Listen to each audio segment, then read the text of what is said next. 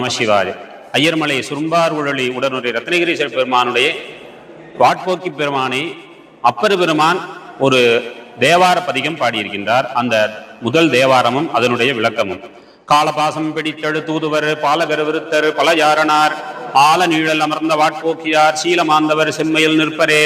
இதனுடைய விளக்கம்: தங்களுடைய கையில் காலபாசத்தை பிடித்துக் கொண்டு உயிர்களை பறிக்க வரும் யமனின் தூதர்கள் இவர் சிறுவர், இவர் முதியவர், அறச்செயல்களை செய்தவர் என்றெல்லாம் கருத மாட்டார். அந்த உடலுக்கு விதிக்கப்பட்ட நாளில் உயிர்களை பறித்து சென்று விடுவார்கள். எனவே ஒருவருக்கு மரணம் எப்பொழுது நிகழும் என்று யாரும் உணர முடியாது.